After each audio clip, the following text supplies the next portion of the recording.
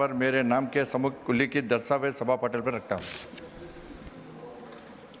Shri सुकंता Majumdar. Honorable Chairman, sir, with your kind permission, I rise to lay on the table of the House the papers mentioned against my name at serial number 5 of the serial number 1 in today's list of business. Shri Harsh Malhotra. आदरणीय सभापति महोदय, आपकी अनुमति से मैं संशोधित कार्यसूची की क्रम संख्या 6 पर मेरे नाम के सामने उल्लेखित पत्रों को सदन के पटल पर रखता हूं। Statement by minister Shri Harsh Malhotra. Respected sir, with your permission, I rise to make a statement regarding status of implementations of recommendations contained in the following reports. 342nd report of the Department Related Parliamentary Standing Committee on Transport, Tourism and Culture on demands for grant 2023-2024 pertaining to the Ministry of Road Transport and Highways, 2023-2024 of the Ministry of Road Transport and Highways. Shri Nityanand Rai to move a motion for election of 6 members to the Committee on Official Languages. महोदय, मैं प्रस्ताव करता हूं कि राजभाषा अधिनियम 1963 का 19 की धारा 4 की धारा 2 के अनुसरण में यह सभा उस रीति से जैसा सभापति महोदय निर्देश दें, राज्यसभा की सदस्यता से सदस्यों के सेवानिवृत्ति के कारण रिक्त हुए 6 स्थानों को भरने के लिए राज्यसभा के सदस्यों में से 6 सदस्यों को राजभाषा समिति के सदस्य होने के लिए निर्वाचित करें। Motion moved. Those in favor will please say aye. Those against will please say no. I think the ayes have it. The ayes have it. The ayes have it. The motion is adopted.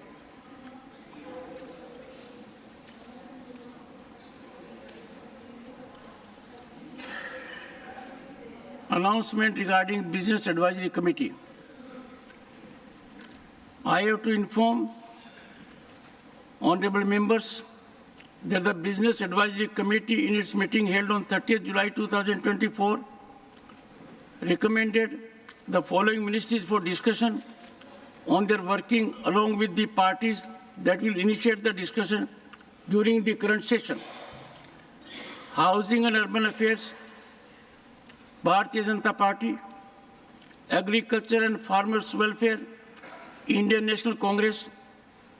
Further, the committee recommended that 2 more ministries to be taken up for discussion during the session may be finalized by the chairman after having consultations in due course.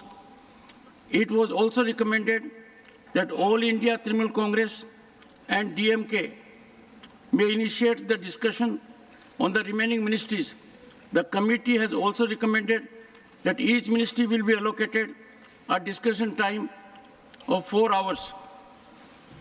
The committee further recommended that 4 hours may be allotted for the discussion on consideration and passing of the Bharatiya Vayuyan Videyak 2024 after it is introduced, considered and passed by Lok Sabha. Honorable members, I have to inform members that panel of vice chairpersons has been reconstituted with the following members: Srimati Seema Dwivedi, Dr. Fozia Khan, Susri Sushmita Dev, Srimati Geeta Urf Chandra Prabha, Sri K.R. Suresh Reddy, Sri Rajiv Shukla, Dr. Dinesh Sharma, Dr. Sasmit Patra. Honorable members, we continue to maintain gender parity in the matter of chairpersons.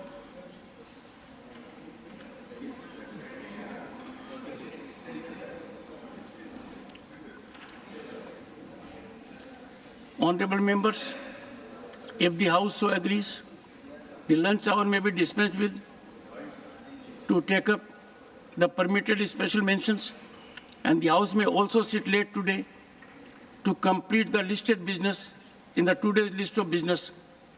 Do I have the leave of the House to dispense with the lunch hour and sit late today as indicated accordingly?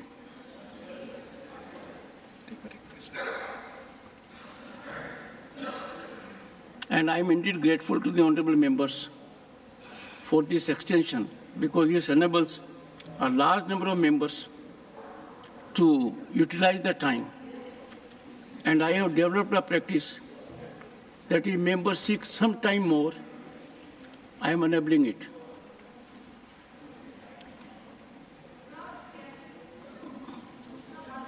One second. Honorable members, large number of members of the House from both sides, including the Honorable Minister and members of the opposition, have expressed their deep concern over the unfortunate event, a massive landslide, loss of lives in Wayanad district of Kerala during early hours of July 30, 2024. Precious lives have been lost, and number is still being counted. All agencies have converged to render assistance. I deem it appropriate, taking into consideration the sentiments of the House, to have a calling attention motion on this under Rule 180, and the same shall be today at 1 p.m. as there is no lunch recess hour.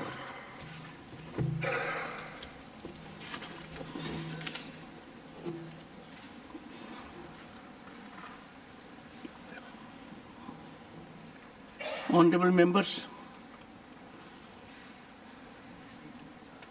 I think Mr. Vijay Sai Reddy is not here. I have received one notice under Rule 267 from C. Vijay Sai Reddy. And surprisingly, in spite of my directive, the notice was given yesterday while the House was in session. Now, all of you are aware, if the House is in session, the matter can be raised during the House.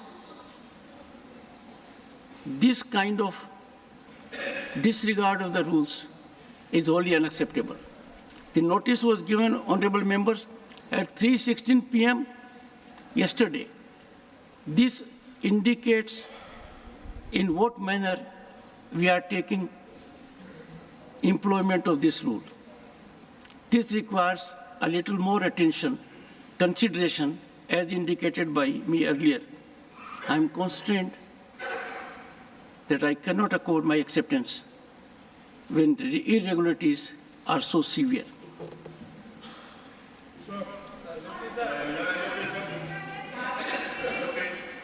Please, take your seat. Let me, I'll go as per matters. I know, member of, and she is very experienced, and she is not the only one doing it. She has done it very decorously. She has abided by the chair, and she has great experience, unlike some members who engage into disturbance. Please. Shri Mahendra Bhatt demand to increase the compensation amount for the victims affected. महोदय, मैं आपके माध्यम से सरकार का ध्यान राष्ट्रीय आपदा प्रबंधन प्राधिकरण के तहत बाढ़, भूस्खलन और भूकंप में हुई हानि पर आवश्यक प्रतिपूर्ति में वृद्धि करने तथा भवन क्षति एवं कृषि भूमि के भूस्खलन तथा बाढ़ में क्षति होने पर Honorable member.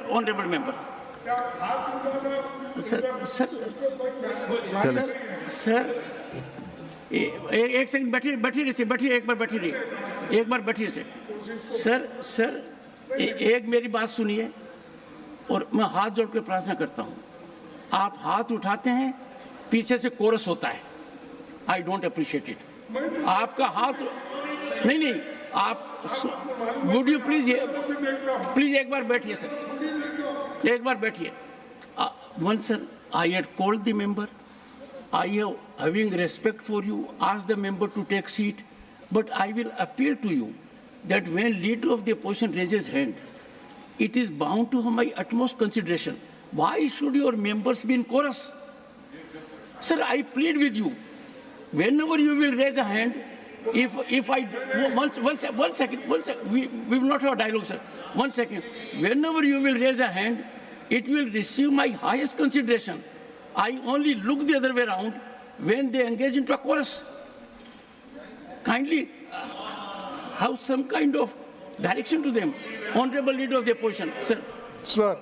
The issue you wish to raise, sir. Thank you. Sir, the issue is that कल मैं यहाँ लास्ट मोमेंट में हाउस एडजर्न होने से पहले मैं यहाँ नहीं था। उस वक्त एक माननीय सदस्य ने, घनश्याम तिवाड़ी ने यहाँ पर इस सदन में एक समस्या उन्होंने उठाई। शायद उनके मन में क्या था मुझे मालूम नहीं।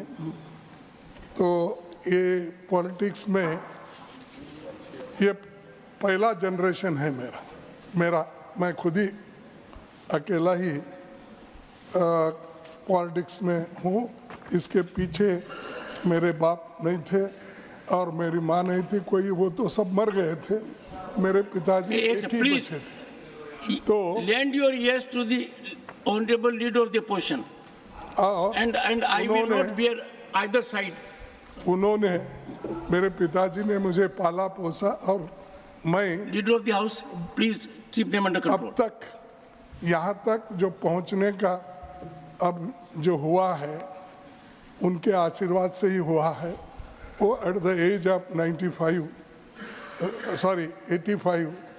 गुजर गए। सर मैं चाहता हूँ 95 से भी आगे भी जाए आप, तो गलत नहीं निकला सर। मैं नो इस माहौल में मैं और जिंदा ज़्यादा जीना नहीं चाहता। इस माहौल में मैं और ज़्यादा दिन देखिए, मुझे बुरा लगा कि तिवाड़ी जी ने ये कहा खड़गे जी का नाम मल्लिकार्जुन है। क्या है? और मल्लिकार्जुन ये शिव का नाम है। 12 ज्योतिर्लिंगों में से मैं हूँ, एक हूँ बोलना, क्या बोलना, नहीं एक। तो मेरा नाम मेरे बाप ने सोच समझ के ही रखा है कि 12 ज्योतिर्लिंगों में एक मेरे बेटे का नाम रहना। लेकिन मैं एक ही मेरे फैमिली में पॉलिटिक्स में आया, स्टूडेंट मूवमेंट में आया और लेबर मूवमेंट में आया, फिर कांग्रेस का सदस्य बनके मैं block president at the age of 25 बना। तो मैं चाहता हूँ, इनको क्या दिक्कत है कि मेरे बारे में उन्होंने कहा उनका नाम है मल्लिकार्जुन और शिवा का नाम है, ये इनकी खानदानी पूरा पॉलिटिक्स में है। और ये खानदानी, ये इन्हें परंपरा क्या बोलते, फैमिली परिवारवाद ये ऐसा उन्होंने टीका की। अगर मैं निकालूंगा कितने यहाँ परिवारवाद बैठे हैं, पूरे के नाम निकालूंगा। मेरे आंखों के सामने है, मेरे बाजू में है, मेरे पीछे है, सब जगह है। सर एक बार और क्यों वो एक्सपेंड करना चाहिए, मैं आपसे विनती करता हूँ। माननीय सदस्यगण, सदन का हर सदस्य सम्मानित है और माननीय खड़गे जी का जीवन करीब 6 दशक तक सार्वजनिक जीवन का है। ये मैं सदन में कई बार कह चुका हूँ और इधर भी बहुत सम्मानित सदस्य हैं। कोई भी ऐसा शब्द जो माननीय खड़गे जी को आहत करता है वो रिकॉर्ड में नहीं रहेगा। और मैं एक बात आपको कहना चाहूँगा, उस समय मैं कुर्सी पर था, मैं चर्चा करूँगा आपसे।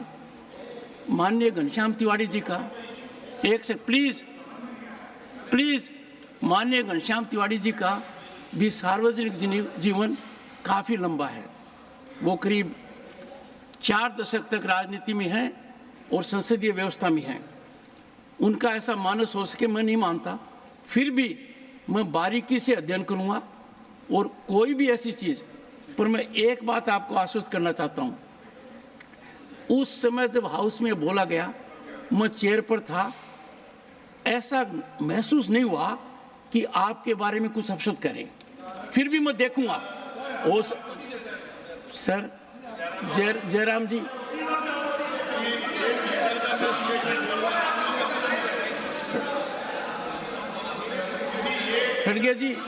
खड़गे जी, आपके सदस्य कुर्सी में बैठे बैठे डिस्टर्ब करते हैं। इतना गंभीर मामला है, यदि अगर कोई बात खड़गे जी को छू गई, उस बात का मैं बारीकी से अध्ययन ही नहीं करूंगा।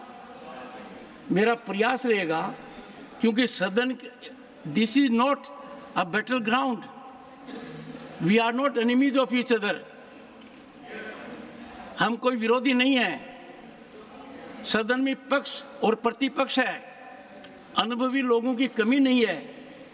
एंड मैं खुद व्यक्तिगत रूप से जानता हूं, और मेरे व्यक्तिगत वार्तालाप में भी सदन के नेता माननीय नड्डा जी ने आपके बारे में कितनी बातें कही हैं।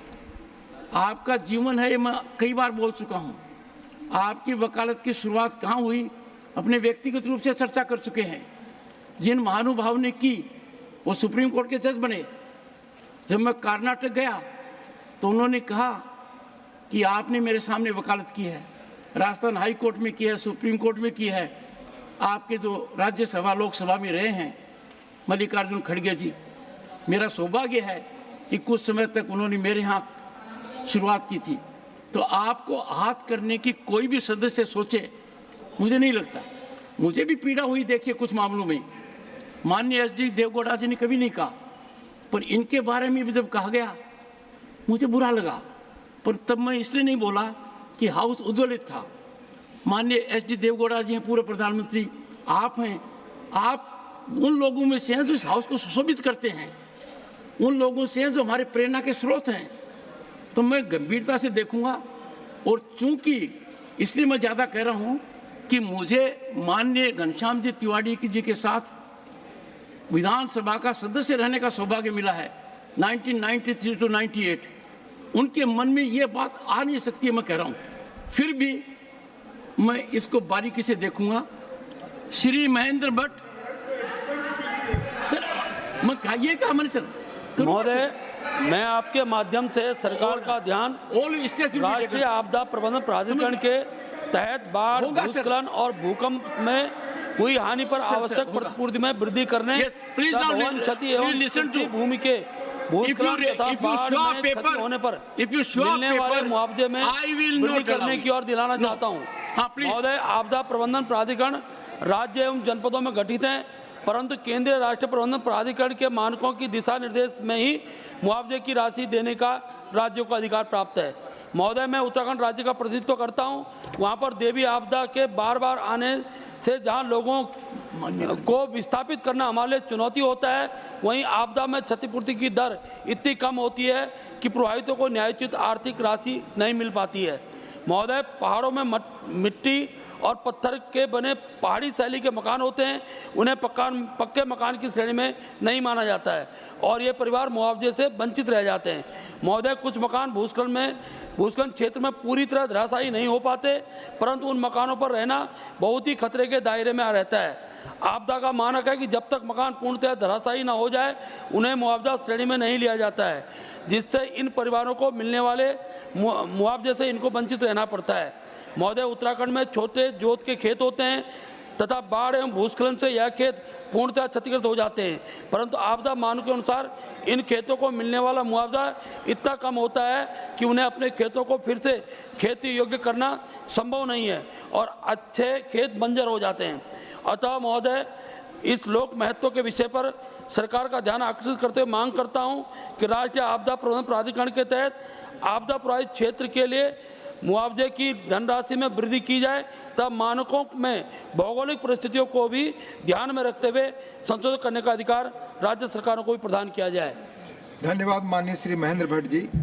माननीय Sushri Kavita Patidar, demand for provision of separate baby birth in every train of the country. बहुत बहुत धन्यवाद माननीय सभापति महोदय। मैं आपके माध्यम से सदन का ध्यान एक बहुत ही महत्वपूर्ण विषय पर आकर्षित करना चाहूँगी। आज हमारे देश में लाखों लोग ट्रेन से सफ़र करते हैं और उनमें कुछ हमारी धात्री माताएं यानी लैक्टेटिंग मदर भी सफ़र करती है। अक्सर देखने में ये आता है कि उनको सफ़र के दौरान अपने बच्चे के साथ उनको सुलाने में, उसको फीडिंग करवाने में कुछ परेशानियों का सामना करना पड़ रहा है। माननीय सभापति महोदय, आज माननीय प्रधानमंत्री जी के नेतृत्व में भारतीय रेल नए कीर्तिमान स्थापित कर रही है। नित नए प्रयोगों और आविष्कारों के द्वारा ये कीर्तिमान स्थापित किए जा रहे हैं।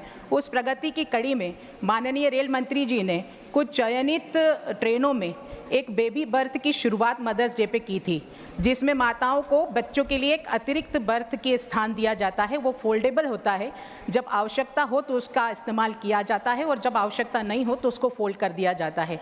हमारे राज्यसभा के सांसद डॉक्टर सुमेर सोलंकी जी ने भी रेल मंत्री जी से इस हेतु आग्रह किया था।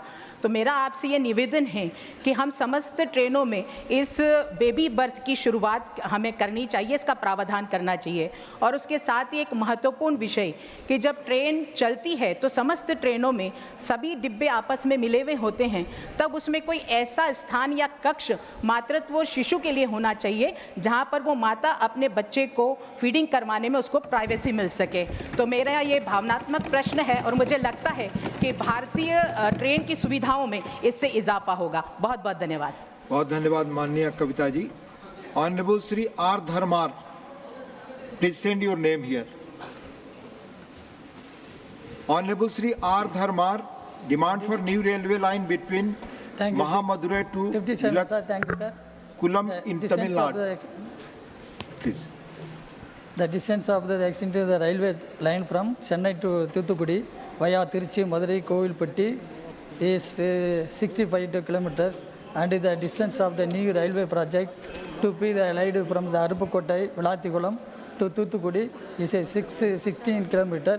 For this, the route to the bus through the Pishi Madurai to Tiruchi junction, and the distance in the north short, but inside going to the Madurai junction, and the alternative railway line can be the more from the Chennai to Thoothukudi, which is very much less than the 58.7 kilometer, 65 kilometer less.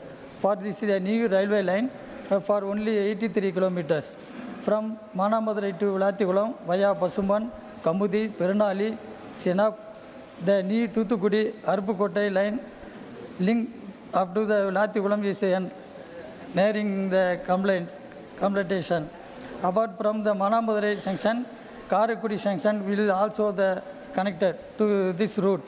So there will be another connection from the Chennai to Thoothukudi via Pattukottai, Thiruvarur. So if a small new railway line, 83 kilometers, is built, Chennai to Thoothukudi can get to two more all the link apart from the extending of the Madurai Kovilpatti route.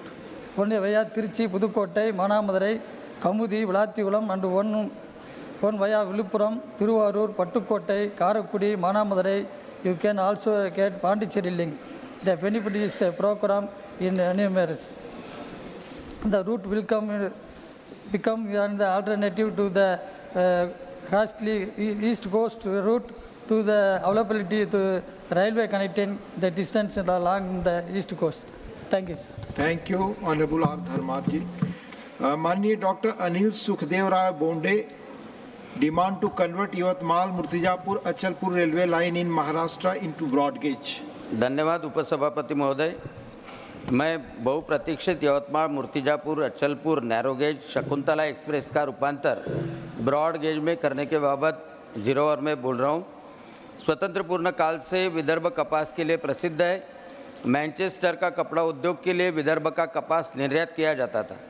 उस वक्त कपास को ले जाने के लिए Yavatmal Murtizapur Achalpur narrow gauge Shakuntala express शुरू की गई थी। इस रेलवे का यूकी केलिक नेक्सन कंपनी इस ट्रेन के साथ में उनके करार के अनुसार चल रही थी। 1952 में सभी रेल यंत्रणा का राष्ट्रीयकरण किया गया था। इस राष्ट्रीयकरण के उपरोक्त रेल रूट और शकुंतला रेलवे का राष्ट्रीयकरण से वंचित रही।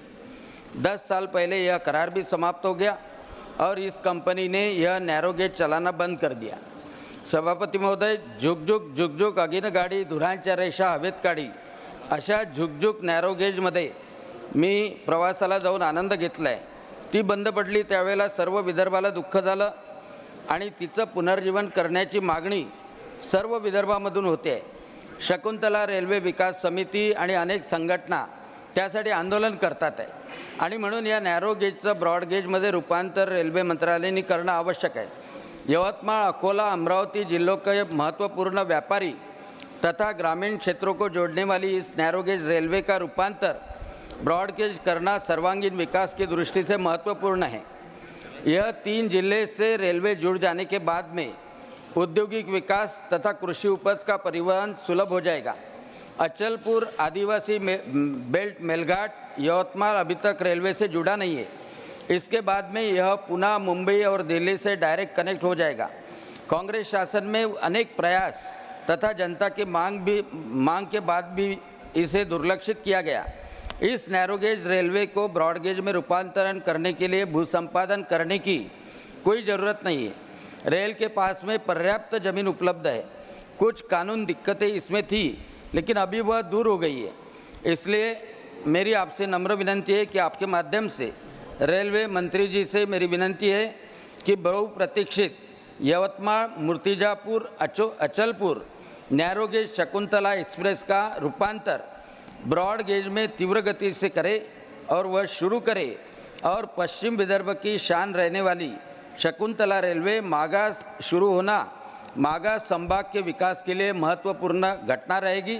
यह कदम सरकार उठाएगी ऐसी मैं उम्मीद करता हूँ। धन्यवाद। धन्यवाद माननीय डॉक्टर अनिल जी। माननीय Shri Babu Ram Nishad ji, demand to start a superfast train from Manipur junction. बहुत बहुत धन्यवाद उपाध्यक्ष जी।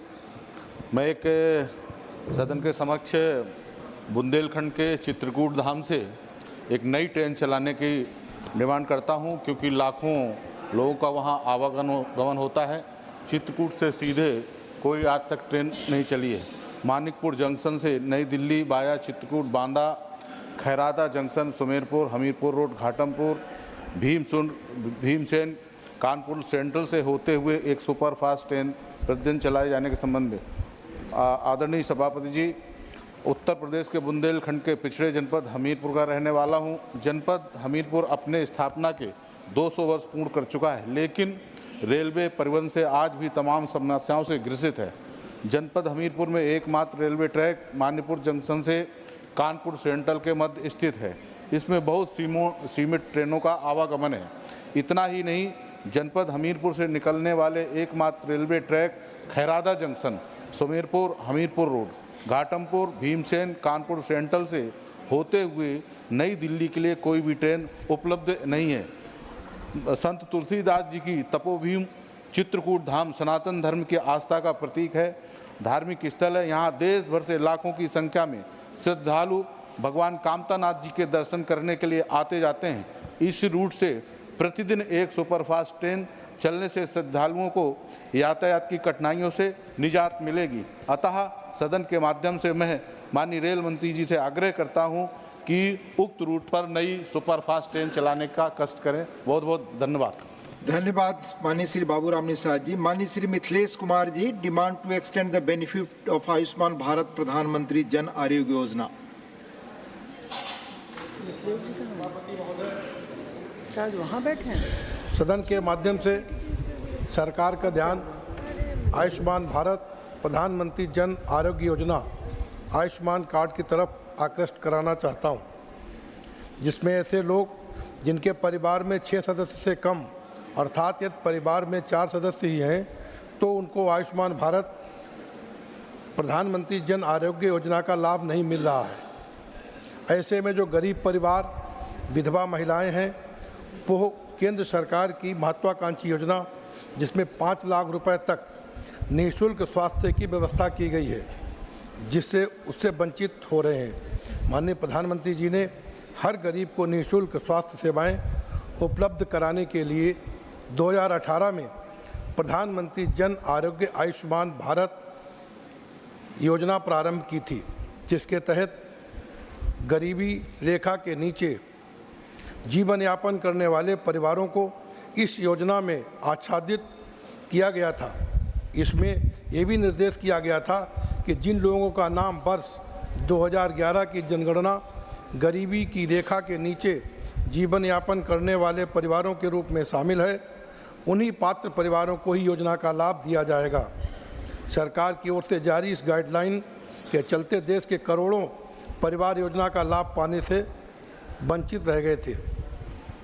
इसे देखते हुए एक बार फिर से नवीन आयुष्मान भारत प्रधानमंत्री जन आरोग्य योजना 02 लागू की गई है।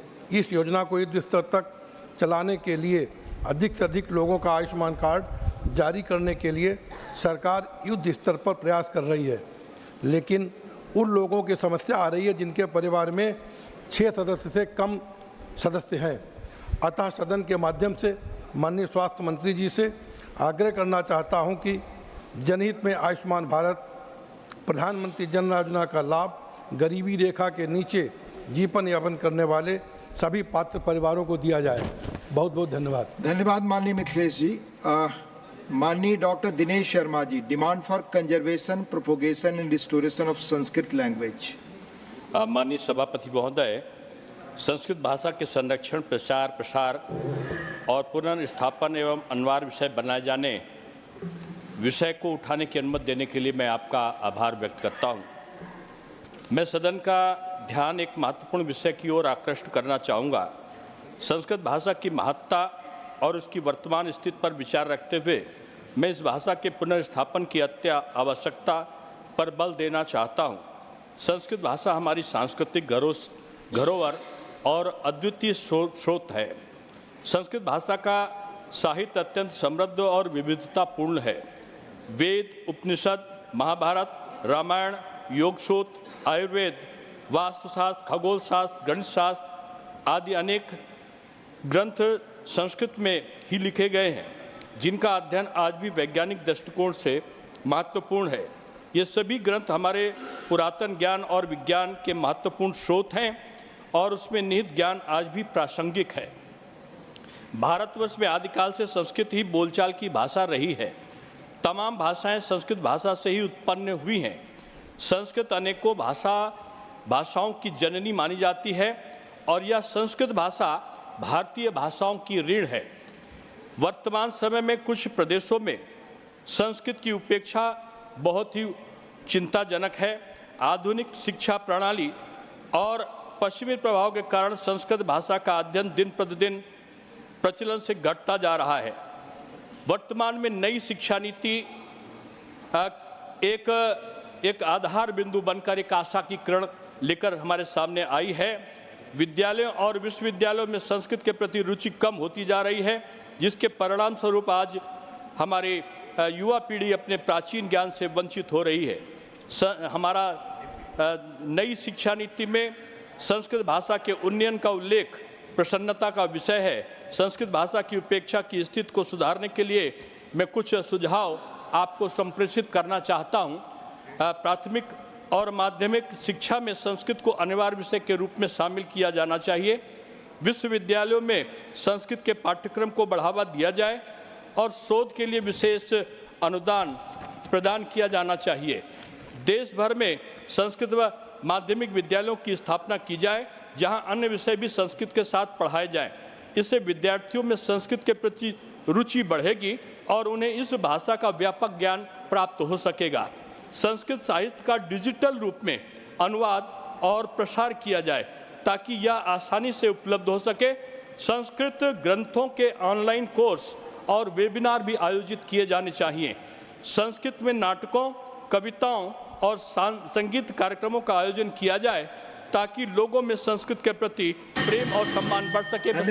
धन्यवाद माननीय दिनेश जी। अब रिकॉर्ड पे नहीं जा रहा है, 3 मिनट का ही है। माननीय Shrimati Mausam Noor ji, concern over rising cases of suicides among students. Thank you, Deputy Chairman, sir, for giving me an opportunity to raise such an important issue. According to the latest data from NCRB, students account for 8% of the total suicide victims, equating to more than 13,000 lives lost in a year. Shocking. This is a crisis that needs immediate attention and action. 35% of all suicides are committed by those within the age group of 18 to 30 years of age. Shame. The failure of our examination and admission system is starkly evident.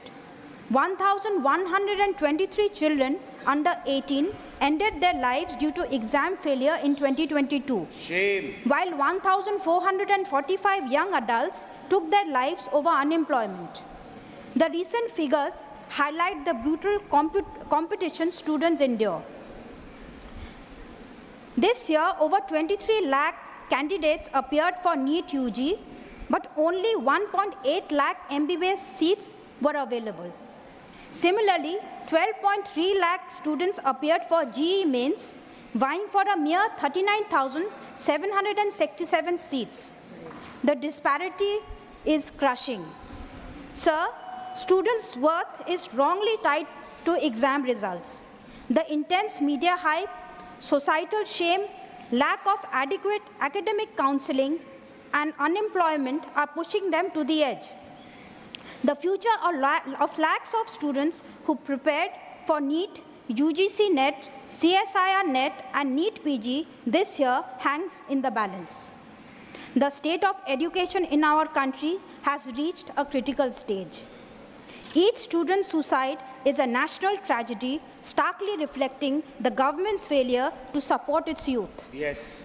Therefore, the government must urgently undertake concrete measures to reform the country's education and examination system. Thank you, sir. Yes. Thank you.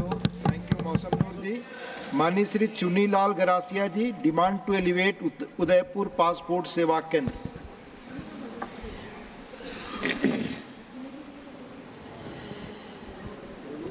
माननीय उपसभापति महोदय जी, राजस्थान का उदयपुर संभाग एक जनजातीय बाहुल्य वाला संभाग है और भारत सरकार के शेड्यूल बी टीएसपी क्षेत्र घोषित है। यहाँ के रहवासियों को पासपोर्ट बनाने की सुविधा आसानी से उपलब्ध हो सके, इसके लिए वर्ष 2017 में यहाँ पासपोर्ट सेवा केंद्र खोला गया था। तब तत्कालीन विदेश मंत्री स्वर्गीय आदरणीय सुषमा स्वराज जी ने जनता को भरोसा दिया था कि 5 वर्ष बाद उदयपुर पासपोर्ट सेवा केंद्र को क्षेत्रीय पासपोर्ट कार्यालय में अपग्रेड कर दिया जाएगा। लेकिन आज लगभग 7 वर्ष बाद भी इसे अपग्रेड नहीं किया गया। वर्तमान में उदयपुर पासपोर्ट सेवा केंद्र पर प्रतिदिन लगभग 300 से 350 पासपोर्ट आवेदन प्रोसेस हो रहे हैं। इसी तरह प्रतिवर्ष लगभग 50 से 60 हज़ार आवेदन प्रोसेस हो रहे हैं। अतः महोदय, मैं आपके माध्यम से भारत सरकार से मांग करता हूं कि उदयपुर पासपोर्ट सेवा केंद्र को क्षेत्रीय पासपोर्ट कार्यालय में परिवर्तन करवाने का श्रम करावें, जिससे उदयपुर संभाग के इस जनजातीय बाहुल्य वाले डूंगरपुर, बांसवाड़ा, प्रतापगढ़, चित्तौड़गढ़, भीलवाड़ा, राजसमंद, पाली और सिरोही जिले के निवासियों को लाभ मिल सके। धन्यवाद। धन्यवाद माननीय चुन्नीलाल जी। नाउ ऑनरेबल डॉक्टर के Lakshman, concern over financial crisis of all India fair price shop dealers. Thank you, sir.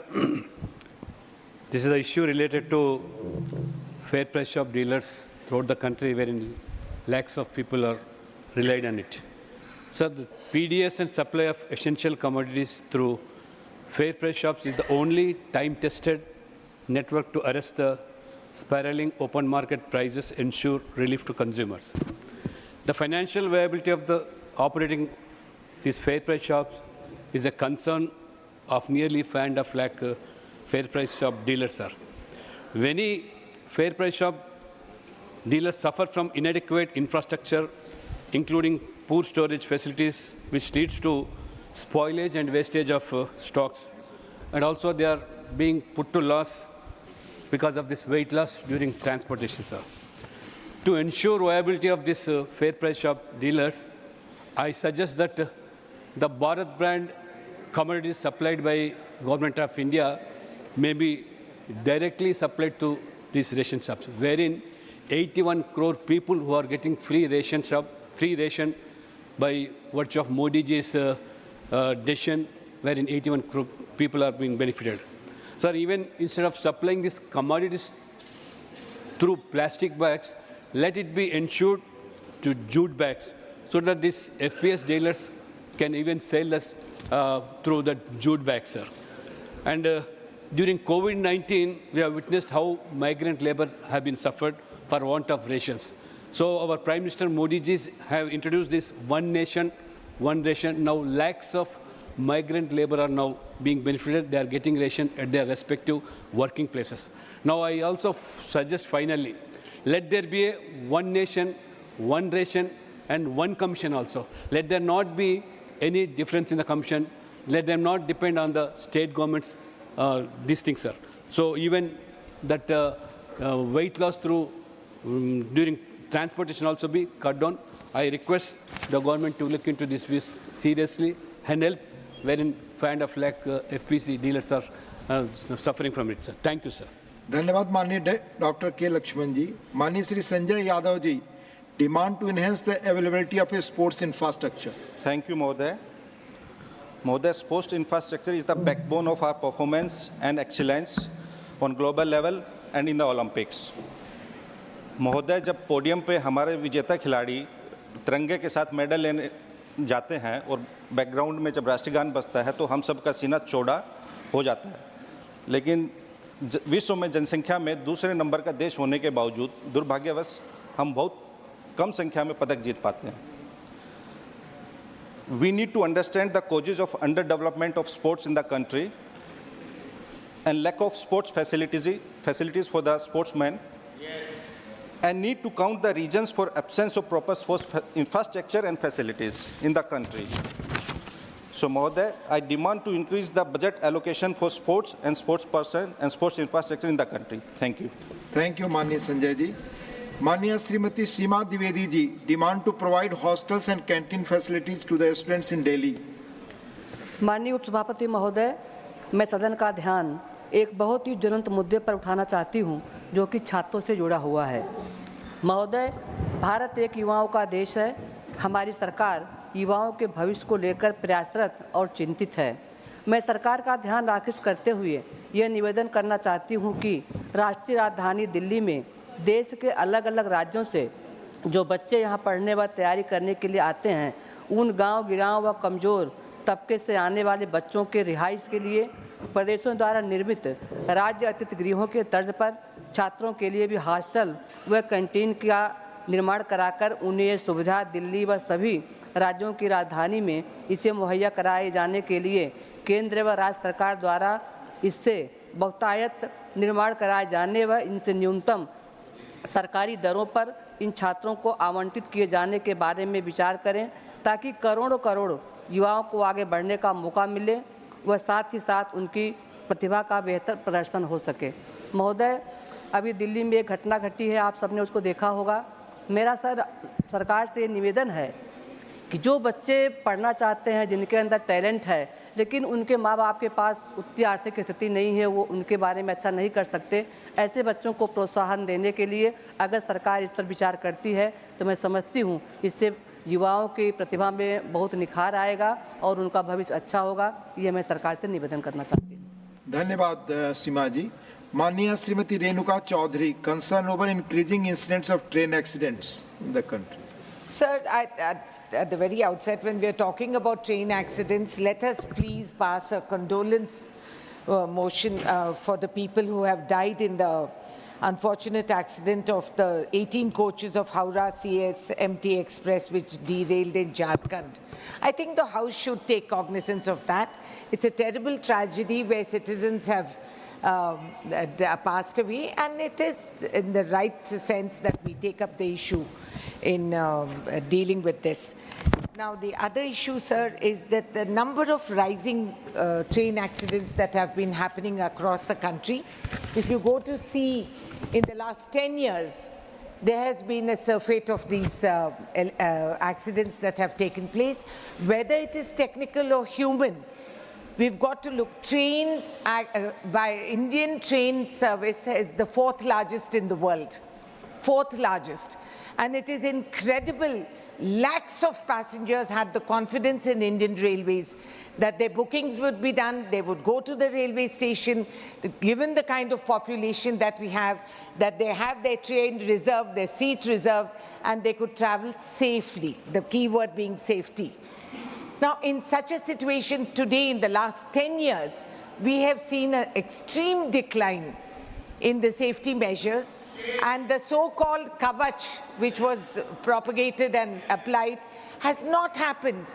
The corruption that has come about in railway safety and the products that are being used, and I have first-hand knowledge, if the minister so wants, I can sit with him and give him access to all this information, that even if you conduct an inquiry today, you will get a sample which will pass the test, but the actual reality of what is being supplied is completely malafide.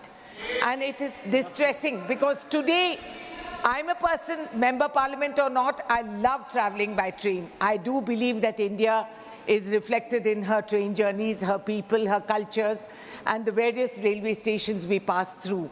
But today, do we have the concept of safety? Are we not afraid to board a train? Are we sure you're going to reach your destination? And what are the facilities we have? What is the train passengers insurance? Is there anything to protect the person? So why has this decline in train safety happened? It has shaken the confidence of lakhs of Indians, because today you get scared, you get terrified to board a train because you don't know if you will reach your destination. The Selda Kanchenjunga Express, the goods train in June which derailed, and Chandigarh-Dibrugarh Express, the goods train with derailment near the Prayagraj junction in July, have occurred with such frequency. And we must, as people's representatives, take cognizance of... Mani Sri Ghulam Ali demand to introduce a scheme for welfare of Himalayan forest dwellers. Chairman sir, आपने मुझे एक बहुत ही गंभीर issue पे उठाने का मौका दिया है। भारत के वज़ीर आज़म नरेंद्र मोदी जी ने जो देश के लिए, जो जंगलात के लिए, जो ग्रीनरी के लिए, जो हमारा ग्लेशियर मेल्ट हो रहा था उसके लिए जो प्रोग्राम्स लाए हैं, और हमारा ग्रीन कवर भी बढ़ा है।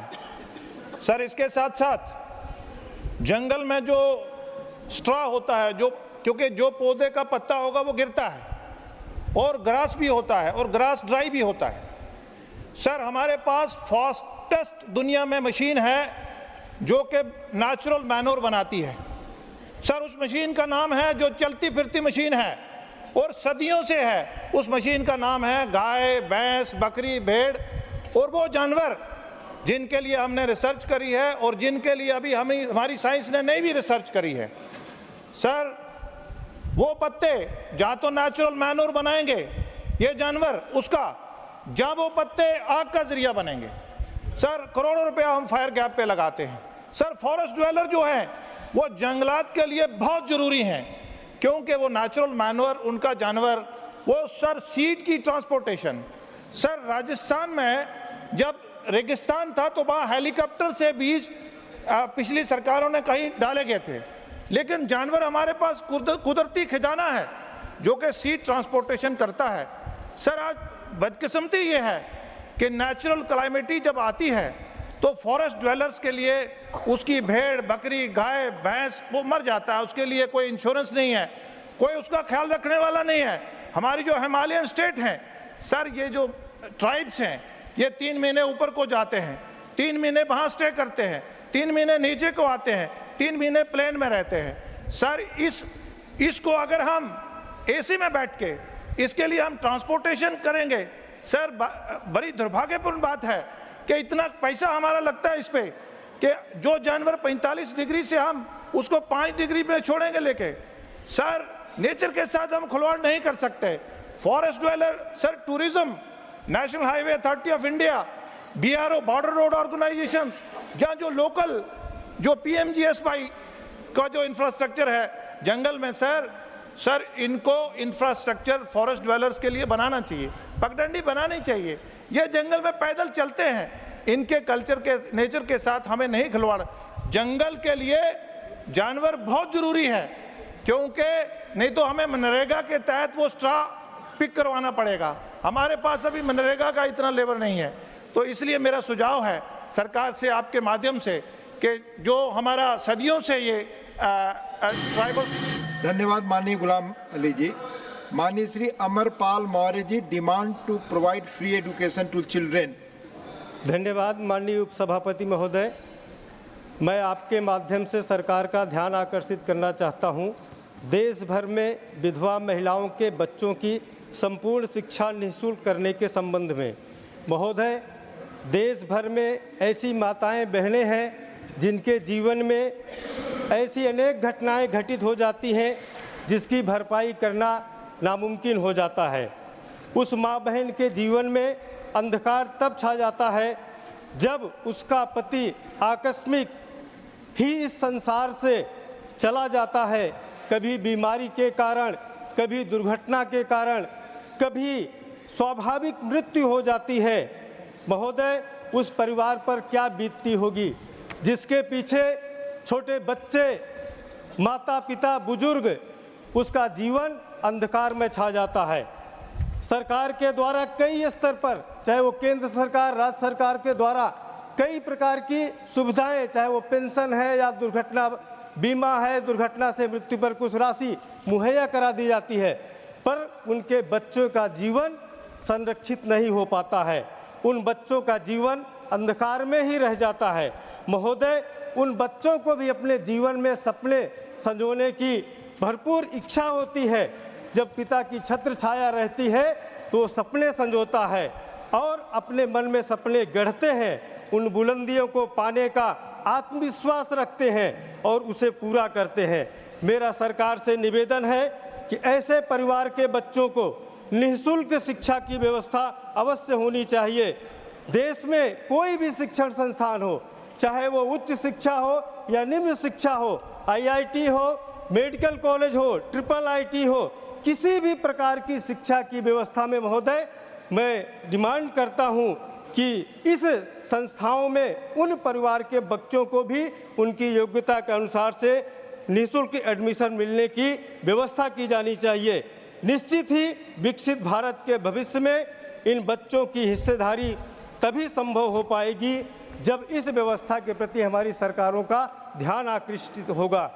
माता पिता जी के लिए समाज में बहुत प्रकार से लोगों ने बहुत कुछ कहा है। मैं कुछ पंक्तियों के माध्यम से अपनी बात समाप्त करना चाहूँगा। कभी अभिमान है तो कभी स्वाभिमान है पिता, कभी धरती तो कभी आसमान है पिता। जन्म दिया है अगर माँ ने, जानेगा जिसे वह जग पहचान है पिता। कभी कंधे पर बिठाकर मेला दिखाता है पिता, कभी बन के घोड़ा घुमाता है पिता। अगर माँ पैरों पर चलना सिखाती है तो पैरों पे खड़ा होना सिखाता है पिता। महोदय, मैं आपसे निवेदन करता हूं कि ऐसे बच्चों की निःशुल्क शिक्षा की व्यवस्था सरकार के द्वारा। धन्यवाद माननीय श्री अमरपाल जी। माननीय Shri Ghanshyam Tiwari ji, Yamuna flood water in part of Rajasthan. माननीय सभापति महोदय, मैं आपसे निवेदन करना चाहता हूं कि 1994 में 5 राज्यों के बीच यमुना जल के बंटवारे के बारे में समझौता हुआ था। वो 30 वर्ष तक यूं ही पड़ा रहा। 1994 से लेकर अब तक राज्यसभा में पिछली बार मैं आया था तो माननीय सभापति महोदय को मैं धन्यवाद दूंगा कि उन्होंने 2 बार इसको उठाने का अवसर दिया। और मैं धन्यवाद दूंगा तत्कालीन जल संसाधन मंत्री श्री गजेंद्र सिंह जी को कि उन्होंने इसको हमको तीनों राज्यों का, हरियाणा का, राजस्थान का और भारत सरकार तीनों ने मिलकर ये समझौता कराया कि ये जो पानी है सरप्लस वाटर जमुना का, फ्लड वाटर जो लगातार हरियाणा को मिल रहा है उससे कोई संबंध नहीं है, लेकिन जो फ्लड वाटर है उस फ्लड वाटर को विभाजित किया जाए और इसमें दोनों राज्यों के बीच में एक समझौता हो गया जिसमें राजस्थान को 1917 क्यूसेक फ्लड वाटर 4 महीने में जुलाई, अगस्त, सितंबर, अक्टूबर में राजस्थान को मिलेगा। ये बात का समझौता हुआ और मुझे खुशी इस बात की है कि राजस्थान सरकार ने भी इस बार बजट में नई डीपीआर बनाने के लिए 60 करोड़ रुपए का प्रावधान किया है और हरियाणा सरकार ने भी अपने बजट में इसकी घोषणा की है।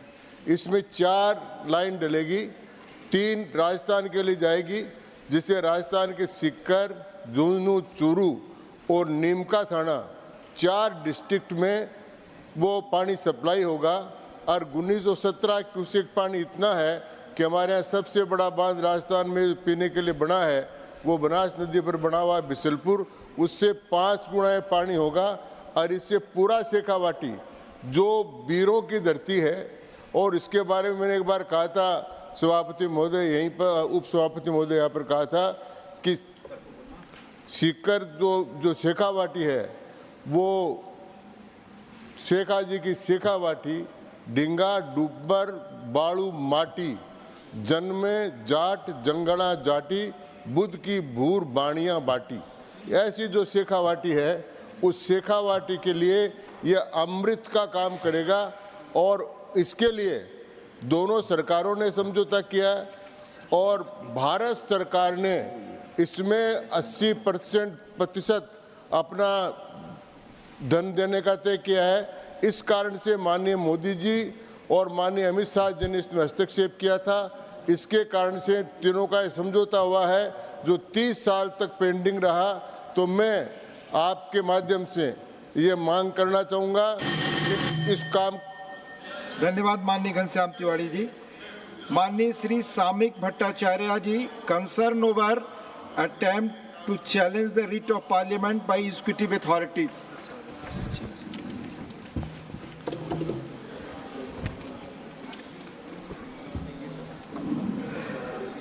Sir, I'm grateful to you for giving me the opportunity.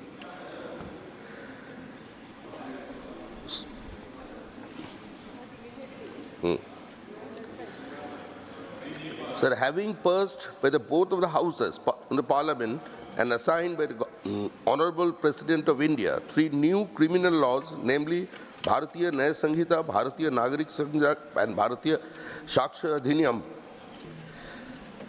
Sir, what is happening in West Bengal? ये दोनों सदनों में पारित हो जाने का बाद जब राष्ट्रपति जी का हस्ताक्षर हो गया तो West Bengal government completely challenged this procedure. Government का कहना है जिस तरीके से ये तीनों बिल सदनों में पास कराया गया वो अनकॉन्स्टिट्यूशनल है और दे formed a committee. They formed a committee of 7 members committee headed by a retired Chief Justice. Sir, ये पूरा सदन की गरिमा का ऊपर एक चैलेंज है। Honorable member, an issue can be raised provided it lies in the domain of this Rajya Sabha. Question hour. Question number 91. Please, nothing is going on record. Question number 91, Shri Imran Pratapgadi. धन्यवाद सभापति महोदय। Question number 91। Honorable Minister. एक विवरण सदन के पटल पर रख दिया गया। First supplementary, Shri Imran Pratapgadi. धन्यवाद सभापति महोदय। सबसे पहले तो मैं माननीय मंत्री जी को विस्तृत उत्तर देने के लिए धन्यवाद, लेकिन उन्होंने बड़ी सफाई से मेरे प्रश्न कि एकत्रित केंद्रीय उत्पाद शुल्क में ग्रामीण निकायों को कितना शेयर दिया जाता है उसका जवाब नहीं दिया है। इन्होंने वित्त आयोग की सिफारिश द्वारा हर राज्य को दिए जाने वाले अनुदान की तो बात की है, लेकिन केंद्रीय उत्पाद शुल्क का कितना हिस्सा, सर सप्लीमेंट्री, पहला सप्लीमेंट्री पूछ रहा हूं, कितना हिस्सा स्थानीय ग्रामीण निकाय को दिया जाता है, उस पर खामोश हैं। अगर डेटा उपलब्ध हो तो कृपया सदन के पटल पर रखें, और अगर ना उपलब्ध हो तो उपलब्ध करवाने की कृपा करें माननीय मंत्री जी। धन्यवाद। अध्यक्ष महोदय, यद्यपि ये प्रश्न पूरी तरह वित्त विभाग से संबंधित है, इसके बावजूद हम लोगों ने इसको टेकअप किया है और मैं उसका जवाब देने के लिए और माननीय सदस्य को पूरी तरह संतुष्ट करने का काम करूंगा। मंत्री जी, आप माइक को थोड़ा अपने नजदीक कीजिए और आवाज को थोड़ा। अध्यक्ष महोदय, स्पेसिफिक सप्लीमेंट्री जो उत्पाद शुल्क के लिए माननीय महोदय का है, ये वित्त विभाग का है, लेकिन मंत्री जी फिर भी आप माइक को बिल्कुल पास में रखिए, हाँ थोड़ा ऊपर। सर इसको लंबा करा दीजिए, फिर आवाज आएगी। तो विभाग के जो घटक हैं, अलग अलग टैक्सेस हैं, निगम कर, आयकर, संपत्ति कर, सीमा शुल्क, केंद्रीय उत्पाद शुल्क, सेवा कर, वस्तु एवं सेवा कर, संघ राज्य क्षेत्रों के कर। लेकिन जहाँ तक स्पेसिफिक सवाल पूछा गया है कि केंद्रीय उत्पाद शुल्क का, तो 23-24 में 13% ग्रामीण स्थानीय निकायों को दिया गया। Second supplementary Shri Imran Pratapgarhi. धन्यवाद सभापति महोदय। अगर केंद्र स्थानीय निकायों को धन आवंटित करता है तो उसे लोकल बॉडीज किन किन कार्यों पर खर्च कर रही है, पहली बात। और दूसरा, उसकी निगरानी के लिए मंत्रालय के पास क्या मैकेनिज्म है, क्योंकि कौन कौन से ऐसे राज्य हैं जिन्होंने आवंटित राशि का पूर्ण और सही उपयोग किया है, और कौन से राज्य हैं जहां घोटाले की बात सामने आई है। क्योंकि केंद्र सरकार की विभिन्न योजनाएं जैसे PM Awas Yojana, sir question पूरा करने दे सर, आंगनबाड़ी में बड़े पैमाने पर धांधली की शिकायतें हैं, क्या कोई मैकेनिज्म ऐसा है मंत्रालय के पास जो इन चीजों की निगरानी करे? सर पूरा तो कर ले सर, बड़ी मुश्किल से तो प्रश्न आता है सर महीनों में, तो उसे पूरा तो पूछने दिया करे सर। धन्यवाद सर। बहुत अच्छा। सभापति महोदय, माननीय सदस्य ने कहा, हम लोग जो फाइनेंस कमीशन से जो हमको अनुशंसा प्राप्त होती है पंचायतों के लिए, उसको हम राज्यवार पंचायतों को जारी कर देते हैं।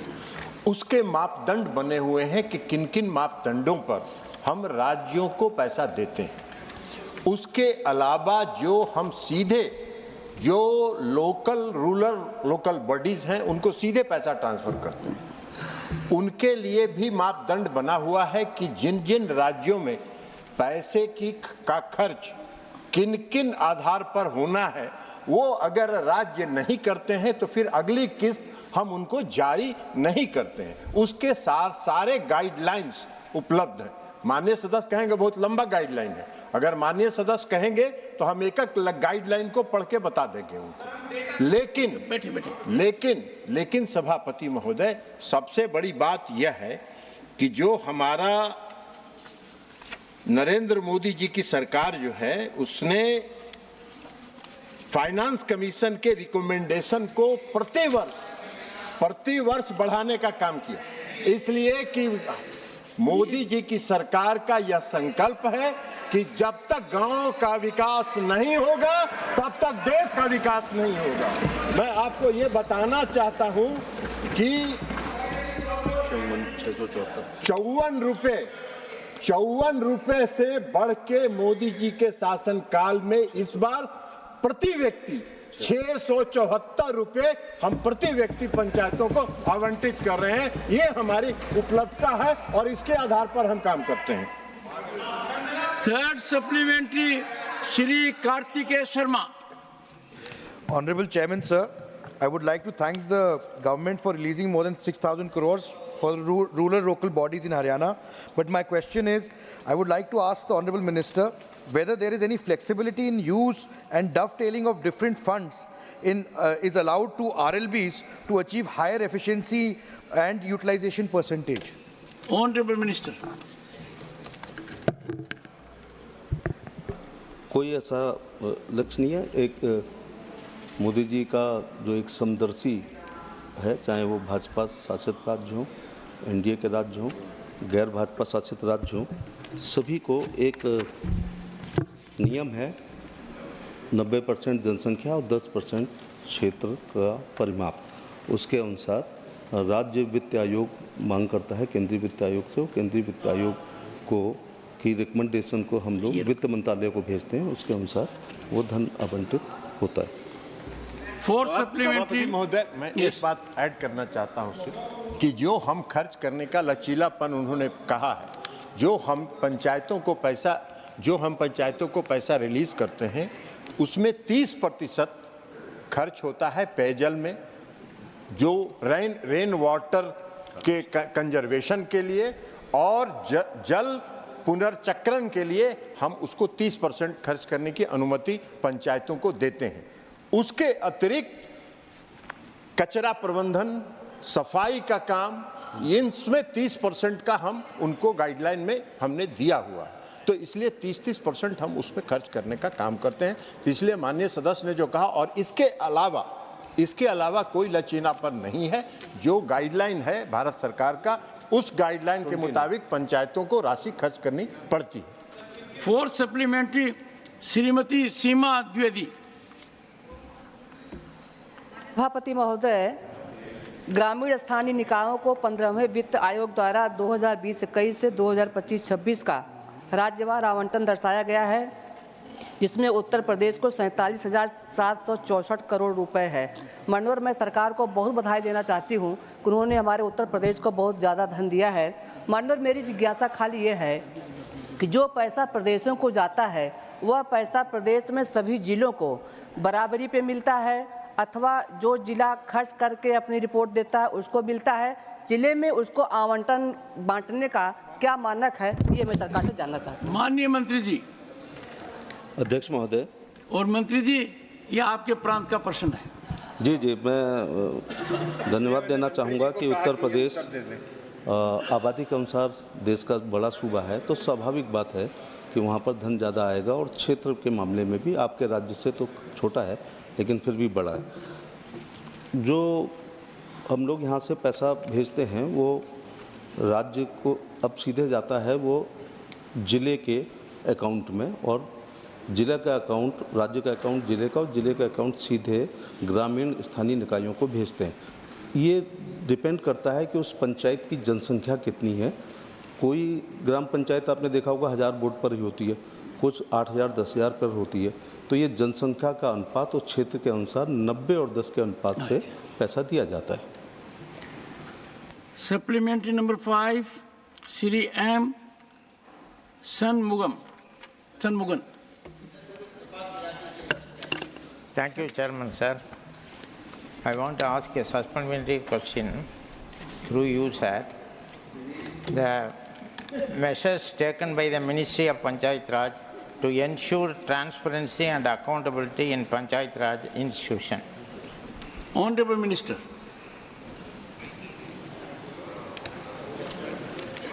अध्यक्ष महोदय, इसमें उपाय जो किए जा रहे हैं उसमें पहले तो ये होता है कि पिछला वर्ष 14वें वित्त आयोग का अंतिम जो है उसमें 10% से ज़्यादा वहाँ अनुपयोगी बजट नहीं होना चाहिए, और जो दूसरी किस्त जाती है उसमें 50% जब उपयोग हो जाएगा उसके बाद दूसरी किस्त जारी की जाएगी। और इसके लिए तमाम ऑडिट भी होता है, और उसके बाद उसकी ऑन पोर्टल जब ऑनलाइन रिपोर्ट भेजी जाती है उसके अनुसार हम लोग पैसा जारी करते हैं। क्वेश्चन ऐड कर देना चाहते हैं माननीय मंत्री जी के जवाब में कि उसका एक सबसे बड़ा क्राइटेरिया जो ट्रांसपेरेंसी के लिए है कि जो वर्तमान वित्तीय वर्ष है इसके पहले वाला वित्तीय वर्ष, जैसे ये 24-25 वित्तीय वर्ष है तो 23-24 का वित्तीय वर्ष का अकाउंटिंग उस पंचायत का कंप्लीट होना चाहिए, और उसके पहले वाला वित्तीय वर्ष का ऑडिटेड अकाउंट ई ग्राम स्वराज में अपलोड होना चाहिए, तभी हम पारदर्शिता के आधार पर अगला किस्त उनको जारी करते हैं। Question number 92, Shrimati Priyanka Chaturvedi. Sir, question number 92। Honourable minister. सदन की पटल पे रखा गया है। First supplementary Shrimati Priyanka Chaturvedi. Sir, my question was regarding the accountability and NTA being answerable to the Parliament of India. I haven't got the answer, but the question that I would want to ask as my first supplementary. Sir, the NEP 2020 specifies the NTA will work to offer a high-quality common aptitude test, which shall aim to eliminate the need for taking coaching for these exams. Is the government aware that the Common University Entrance Test, as designed in consonance with NEP, has led to the cropping of more coaching centres all over the country? And what measures are being taken against such coaching centres which contradict the aim of the exam? Honourable Minister. अध्यक्ष महोदय, आदरणीय सदस्य का एक प्रश्न मूल प्रश्न में है, वो उसमें उन्होंने शुरू किया क्या एनटीए पार्लियामेंट को अकाउंटेबल है कि नहीं है। अध्यक्ष महोदय, आपने प्रश्न को पूछने का अनुमति दिया, मैं उत्तर दे रहा हूँ, यही तो पार्लियामेंट्री अकाउंटेबिलिटी है। इसलिए तो बिल्कुल एनटीए विभिन्न स्तर पे पार्लियामेंट के पास अकाउंटेबल है। दूसरी बात, एनईपी ने धीरे धीरे देश की विद्यार्थियों के अंदर परीक्षा की सुधार के लिए, परीक्षा की गुणवत्ता बढ़ाने के लिए एनटीए कई प्रकार की परीक्षाओं को विशेष करके विद्यार्थियों के लिए ले, इसकी सुझाव दिया था। उसी पे एनटीए 2017 से शुरू होकर 18 में एक आकार लिया। लगभग पिछले 6 सालों में 5 करोड़ से ज़्यादा विद्यार्थी विभिन्न परीक्षा में अपीयर किए, सफलता के साथ अपीयर किए, उत्तीर्ण भी हुए, विभिन्न इंस्टीट्यूशंस में उनके एडमिशन भी हुई है। 250 तक परीक्षाओं को किया गया है। ये बात जो एक मैं आपकी अनुमति से सदन के सामने उसको रखना चाहूँगा। आज देश की जो युवाओं की विशेष करके एस्पिरेशनल सोसाइटी की जो तबका है, नियो मिडिल क्लास, देश में 25 करोड़ लोग गरीबी रेखा से उठ के ऊपर आ रहे हैं। ये सबके मन में प्रायोरिटी है आगे बढ़ना, एजुकेशन उसके माध्यम है। उसमें सब मैं अगर एक ही आप अनुमति से एक ही उदाहरण दूंगा सर, जब प्रधानमंत्री मोदी जी जिम्मेवारी लिए देश में, तब मेडिकल सीट की संख्या था 50,000, 51,000। आज वो बढ़ के हमने पिछले 10 साल में उसको बढ़ा के 1,10,000 तक पहुँचाए। लेकिन विद्यार्थियों में, नौजवानों में जो स्पर्धा है अच्छा करने के लिए, उसमें कोचिंग सेंटर हमारी प्रतिबद्धता है।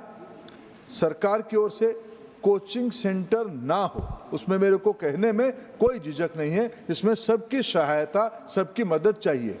शिक्षा की गुणवत्ता इतना बढ़िया हो, सरकारी स्कूल्स को फोकस किया जाए। आज हमारी सेंट्रल स्कूल और नवोदय विद्यालय उसकी मिसाल है। अनेकों राज्यों में अच्छे पढ़ाई के कनाब की राज्य, पिछले दिनों में हाउस में तर्क उठी सीकर में क्यों अच्छा किया। अध्यक्ष जी, मैं बाद में जाके सीकर के कुछ सामाजिक नेताओं के सामाजिक व्यक्तित्वों को बात किया। सर, सीकर आप मेरे से ज़्यादा जानोगे, पुराने समय से सीकर पढ़ाई लिखाई का एक केंद्र रहा है। ऐसे अनेकों स्टेट बोर्ड में आधारित अनेक केंद्र है जहां पढ़ाई की अच्छा प्रायोरिटी है। धीरे धीरे हम सबकी सहमति बनाते हुए ये कोचिंग सेंटर की दुनिया से देश के विद्यार्थियों को बाहर लाना पड़ेगा, कानूनी तरीके से लाना पड़ेगा, सामाजिक तरीके से लाना पड़ेगा। हमें उसमें सबकी सहयोग चाहिए। आई थिंक प्रियंका जी ने बहुत अच्छी सप्लीमेंट्री पूछी, इतना विस्तृत जवाब आया है। Supplementary number 2, Priyanka Chaturvedi. His answer, but I'm not satisfied with the answer he's given. Sir, very nice that he said accountability तय कर रहे हैं तो इसलिए पार्लियामेंट में जवाब दे रहे हैं। उम्मीद करती हूँ पार्लियामेंट्री स्टैंडिंग कमेटी में जो एनटीए चेयरपर्सन जो भी बनेंगे वो आकर पार्लियामेंट्री स्टैंडिंग कमेटी में इन सारे सवालों का विस्तृत से जवाब देंगे। Sir question, supplementary question number 2। Sir, government के पास, सरकार के पास क्या कोई डेटा है जो बता रहा है कि students moving abroad to pursue medical degrees due to irregularities in NEET testing, usage of unfair means in examination, and low number of seats in government medical colleges, what measure has the government taken to avoid this brain drain? Honorable Minister. मैं अध्यक्ष महोदय आदरणीय प्रियंका जी को कहा कि NTA और सरकार की कोई भी इंस्ट्रूमेंट पार्लियामेंट के अंदर, पार्लियामेंट के बाहर, अप टू सीएजी ऑडिट तक सभी प्रकार की अकाउंटेबिलिटी है। इस सरकार को सर छुपाने के लिए कुछ नहीं है। हम ये जीरो वाले थ्योरी पे पिछले दिनों में तो सरकारों में जिन मित्रों ने रहा कोई CAG ऑडिट को इन्होंने 0 की बराबर हिसाब किया था। सर, हम उस बिरादरी के नहीं है, हम सभी प्रकार की अकाउंटेबिलिटी के साथ प्रतिबद्ध के साथ कहते हैं। बाकी रहा, उन्होंने कहा, मैं अभी उनकी पहला सप्लीमेंट्री में उत्तर दिया, 2014 में देश में मेडिकल शिक्षा में सीट थी 51,000, today this is 1,10,000. My government is committed to open a medical college gradually in each district of the country. इसलिए यह विषय हमारे ऊपर बेबुनियाद आरोप। ये बात सही है कि आज इतना नंबर में विद्यार्थी चाहते हैं पढ़ने के लिए, उतना सीट होनी चाहिए, क्या होनी चाहिए, लेकिन यह विषय को मेरे सरकार के ऊपर ये कहना कि आपने स्क्वीज कर दिया, कम कर दिया, मैं तो हिसाब दिया, तथ्य दिया आपके सामने। अध्यक्ष जी, सत्य को सबको स्वीकार कर लेनी चाहिए। Supplementary number 3, professor Manoj Kumar Jha. शुक्रिया माननीय सभापति महोदय। मेरा सवाल सरल और सहज है। मैं विश्वविद्यालय से आता हूं, मेरे विभाग में भी CUET के थ्रू एडमिशन होता है। सर, NTA के इवैल्यूएशन की कोई मैकेनिज्म माननीय मंत्री जी है? क्योंकि विभागों का एक चरित्र होता है, कोर्स का एक चरित्र होता है, और NTA की जो पूरी वस्तुनिष्ठ प्रश्नावली होती है, ऑब्जेक्टिव, जिसमें सब्जेक्ट स्पेसिफिक इंक्लिनेशन का अभाव होता है, इस दिशा में NTA के मॉड्यूल की मॉनिटरिंग की कोई लगातार व्यवस्था है या नहीं? माननीय मंत्री जी, मनोज झा जी ने हाथ जोड़कर सप्लीमेंट्री पूछी है। अध्यक्ष महोदय, मनोज झा जी सदन के बड़े आदरणीय और विद्वान सदस्य भी है, खुद प्राध्यापक भी है। मैं उनको आश्वस्त करना चाहूँगा आपके माध्यम से, NTA एक व्यवस्था है जो परीक्षा करवाती है, लेकिन उन्होंने एक अच्छा विषय उठाया है। क्या जो प्रश्न है ऑब्जेक्टिव प्रश्न के नाते आता है, क्या ये टोटलिटी ऑफ सब्जेक्ट को कैप्चर कर पाता है, क्या ये उनकी प्रश्न है? मैं उसको स्वीकार करता हूँ, लेकिन उसको प्रश्न को बनाने वाला व्यक्ति ही मनोज झा जी जैसे कोई विद्वान प्राध्यापक ही है। इसलिए हम आश्वस्त करना चाहते हैं इसको, क्योंकि सर समय समय से परीक्षा की अप्रोच कैसे हो, पैटर्न कैसे हो, ये एक इवोल्यूशनरी प्रक्रिया में डायनेमिक सब्जेक्ट है। जो मनोज झा जी की बिरादरी परामर्श करता है वैसे ही क्वेश्चन को सेट किया जाता है, आगे भी किया जाएगा। So professor, NTA is not an NPA, very functional. Supplementary number 4, Sri P. Wilson. Thank you, Chairman, sir. Sir, you are against emergency. Sir, prior to 42nd Constitutional Amendment, education was in List 2. Sir, why don't you think of restoring education to List 2, as the state will take localized, contextual, responsible educational policies that cater to the diverse needs of our country, including conducting exams to its students. Education should be about the nurturing minds, fostering creativity, and promoting critical thinking, not about surviving a relays of a barrage of exams. Honorable Minister.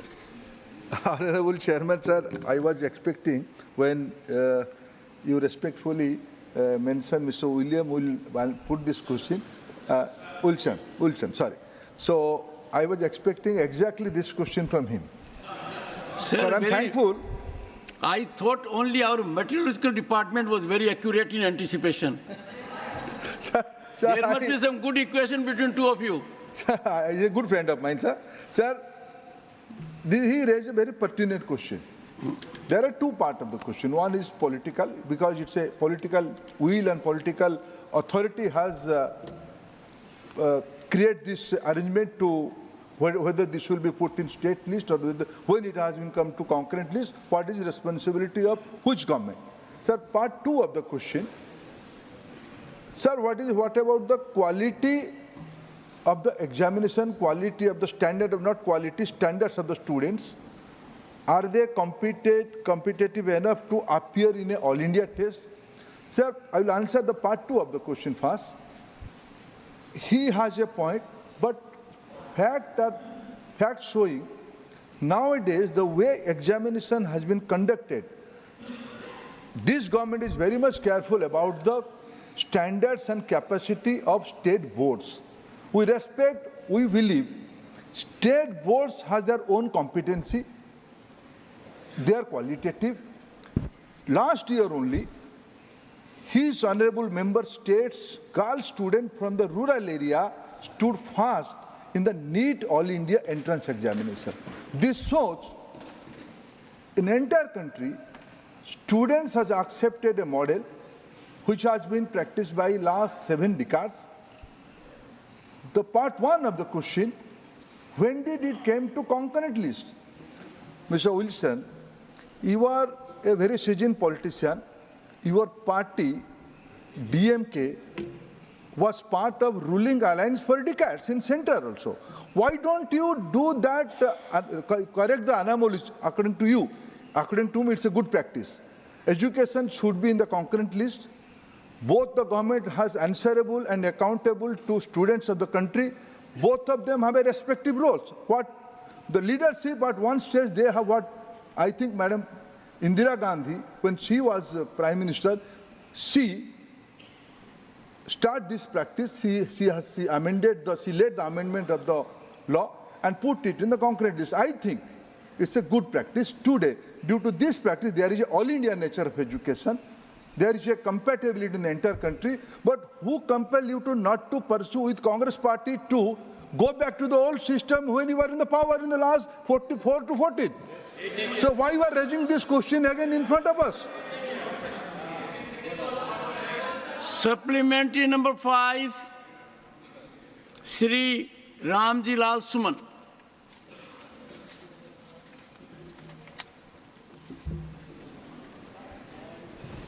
सभापति जी,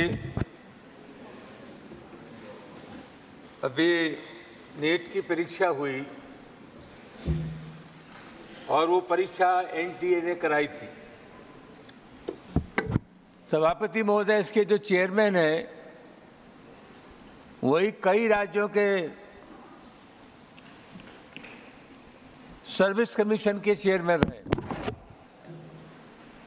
और सभापति जी समय समय पर उनकी सिफारिश RSS के विरोध जी करते रहे। यह खबर इंडियन एक्सप्रेस में छपी थी। जहां तक मेरा अनुभव है अध्यक्ष सभापति महोदय, इनके लिए व्यक्ति के नापने का मापदंड कोई और नहीं है।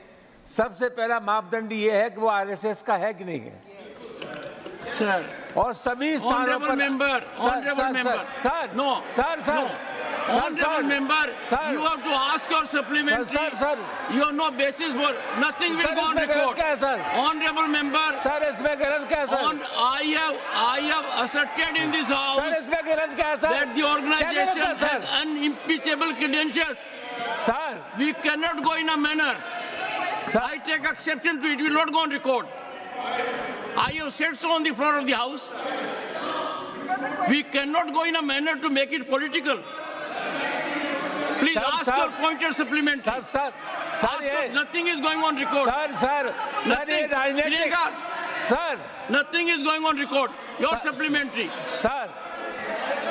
Your supplementary. पूछ रहा हूँ sir.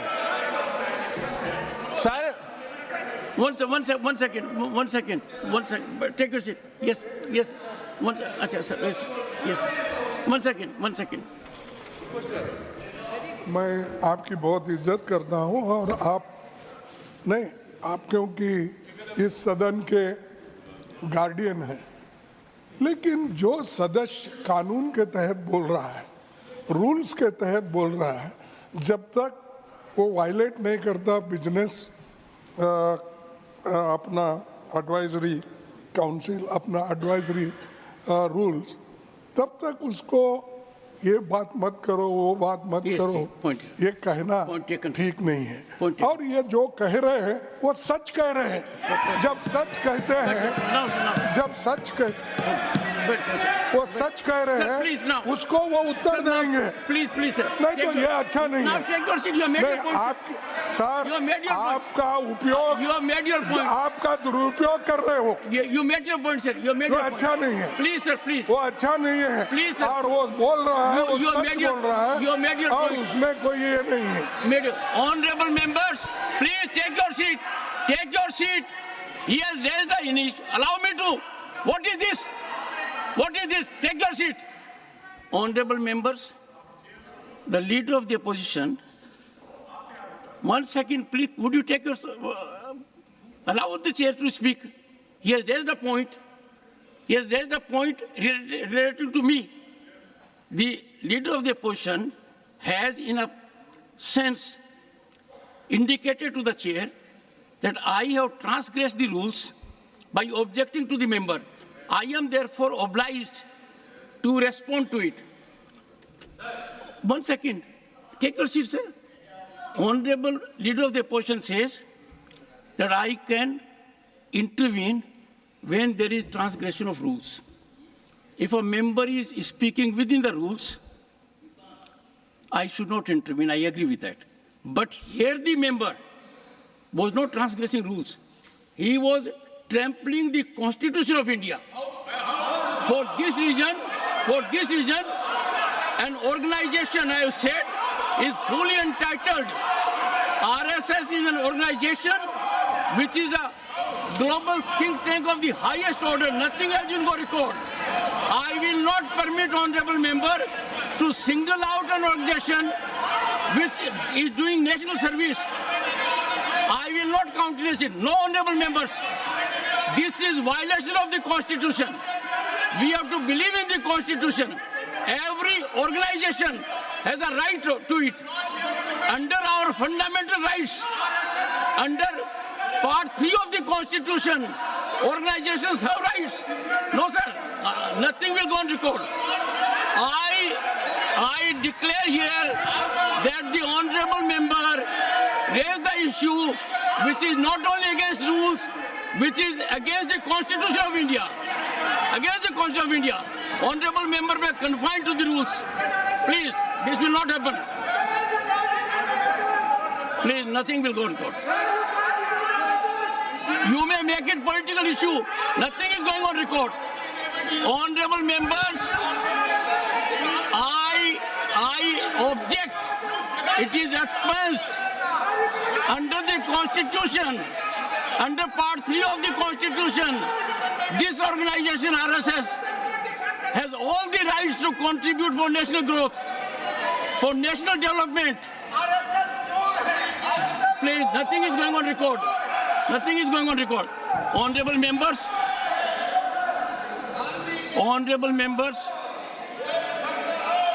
1 second. Honorable members,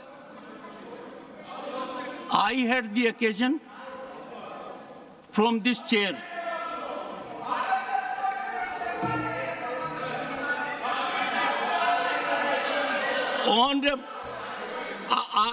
either take your seat or take recourse. Otherwise, honorable members, I hereby rule that RSS is an organization that has full constitutional rights to participate in the development journey of this nation. This organization bears unimpeachable credentials, comprises of people who are deeply committed to serving the nation selflessly.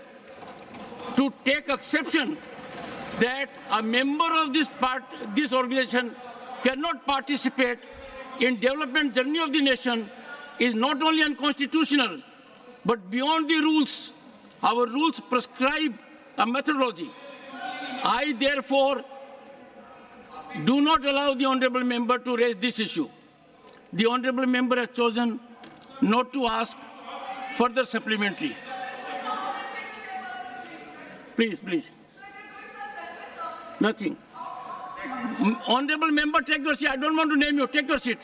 No, I have said, and this is not for the first time, I am only reiterating, the nation needs to get benefit. The nation needs to get benefit. The nation needs to get benefit. Would you take your seat or I name you? Okay. Sri Priyanka Chaturvedi. Honorable members, 1.4 billion people have to make contribution for growth of this nation. every organization associated with development of the nation should come forward. It is soothing to note, it is wholesome to note that RSS as an organization has been contributing for national welfare, our culture, and everyone should, as a matter of fact, take pride in any organization which is acting in this manner. Question number 93, Shri Samik Bhattacharya. And before that, let me tell you, honorable members, if we take exception like this, it is indicative of undemocratic situations. It is antithetical to the preamble of our Constitution. We are doing great disservice to the nation and the Constitution by taking such a divisive stance. I increasingly find that people are engaging into divisive activities. This is a pernicious design, a sinister mechanism to run down the growth of the country. I have reflected on several occasions that attempts being made within the country and outside to taint, tarnish, and demean our institutions, constitutional institutions, is to be deprecated by all of us. If we fail to do it, our silence on this occasion will resonate in our years to come. I have thoughtfully, after taking constitutional assents, constitutional spirit, rules of the House, ruled that any such observation is not only offensive to Constitution, but offensive to the growth trajectory of the nation. Any organization, including RSS, is duly entitled to contribute to the journey of this nation. Question number 93, Shri Samik Bhattacharya. Sir, question number 93. Honorable Minister. Sir, a statement is laid on the table of the House. Supplementary number 1, Shri Samik Bhattacharya.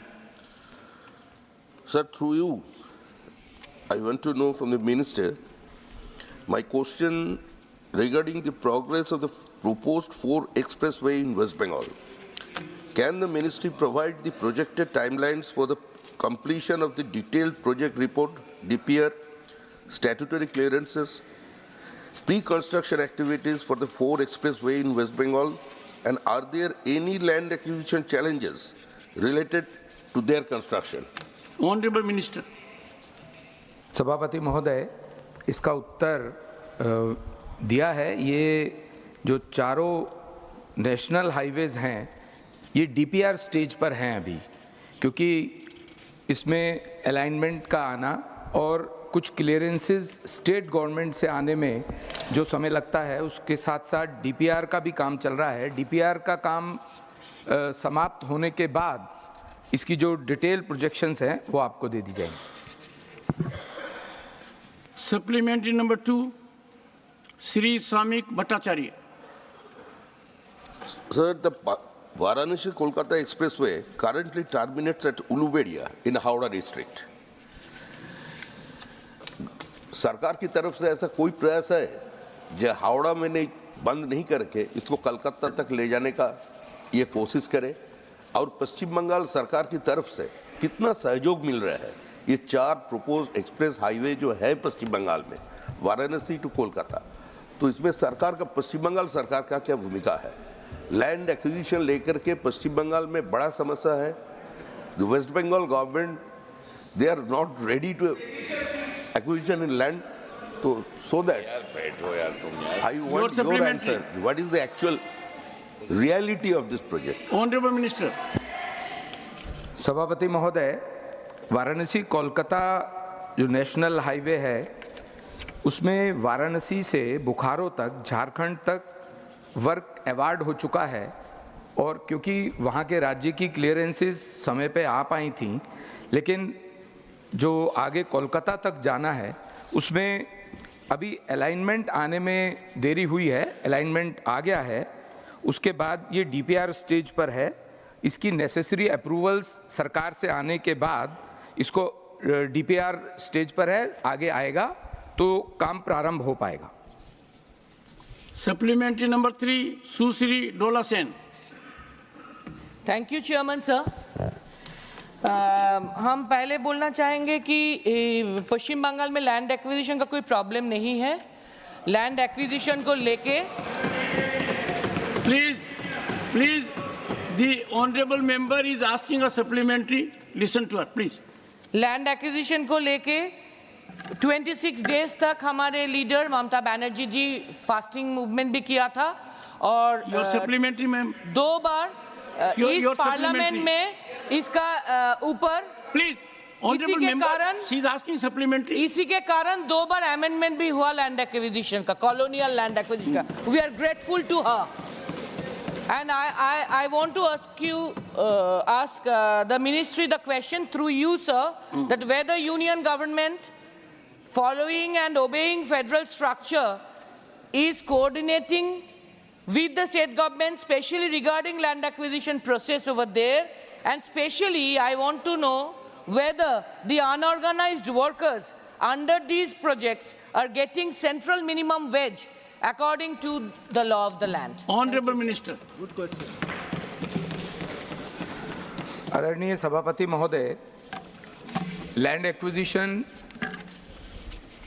National highways act के अंतर्गत प्रारंभ होता है और इसके लिए केंद्र की तरफ से भूमि राशि पोर्टल एक ऑनलाइन पोर्टल है जिसके कारण से लैंड एक्विजिशन इजी होना शुरू हुआ है, जो पार्ट केंद्र ने करना होता है। लेकिन क्योंकि काला अपॉइंटमेंट जरूर सेंट्रल गवर्नमेंट करता है, पर वो राज्य के अधिकारी होते हैं और उसके बाद ही बाकी सारा प्रोसेस राज्य के अधिकारियों को कालाज को करना होता है। इसलिए majority of the part land acquisition का राज्य सरकार का दायित्व रहता है। हाँ, हमने भूमि राशि पोर्टल शुरू करने के बाद लैंड एक्विजिशन में जो पार्ट सेंट्रल गवर्नमेंट को करना है उसमें उसको एक्सपीडाइट कर पाते हैं, जो पहले लगभग 1-1.5 साल लैंड एक्विजिशन में लग जाया करता था। भूमि राशि पोर्टल के कारण वह समय अब बहुत कम लगता है। उसमें सेक्शन 3 स्मॉल ए से लेकर के डिस्पर्समेंट ऑफ जो अमाउंट है वो भूमि राशि पोर्टल के कारण करते हैं। इसमें majority of the part state government में करना होता है। All workers are provided minimum wages as per the state labour laws. Supplementary number 4, Shri Sanjay Kumar Jha. माननीय सभापति महोदय, मैं आपके माध्यम से मंत्री जी से पूछना चाहता हूं कि इसमें एक इम्पॉर्टेंट एक्सप्रेसवे है जो गोरखपुर से सीतामढ़ी, मधुबनी, पटना, किशनगंज होते हुए सिलीगुड़ी तक जाती है। 31 मई को विभाग के द्वारा पत्र दिया गया कि ये हाई स्पीड कॉरिडोर है ये, तो मैं ये जानना चाहता हूँ कि इसका डीपीआर कब तक बनेगा, इसका निर्माण कब तक होगा, और उस लेटर में ये भी था कि इसके लिए नोडल ऑफिसर बनाया जाएगा डिपार्टमेंट के तरफ से इस काम को लेकर के। तो अगर इस पर माननीय मंत्री जी कुछ हाईलाइट कर सकें तो। Honourable minister. आदरणीय सभापति महोदय, इसकी विस्तृत जानकारी मैं आदरणीय सदस्य महोदय को दूंगा।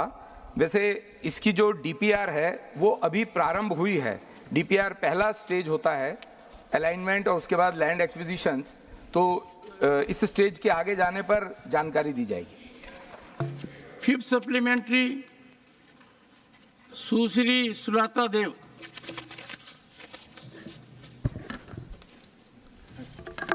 Thank you honourable chairman sir. मैं आपके माध्यम से यदियो ये क्वेश्चन वेस्ट बंगाल के लिए है, मगर इसमें मंत्री जी है, ये मैं उड़ीसा के बारे में पूछना चाहती हूँ। हमारे कटक और अनुगुल नेशनल हाईवे 55 बहुत दिन से इसका डिमांड है और काम क्यों नहीं कंप्लीट हो पा रहा है। ये एक डेट ट्रैप बन चुका है। बार बार ये हम लोग सारे सांसद हमारे उड़ीसा के क्वेश्चन उठा चुके हैं। कब तक ये रास्ता, ये नेशनल हाईवे 55 कब तक कंप्लीट होगा? ये जो डेट ट्रैप बना हुआ है, ये कब छुटकारा मिलेगा उन लोगों को? Honourable minister.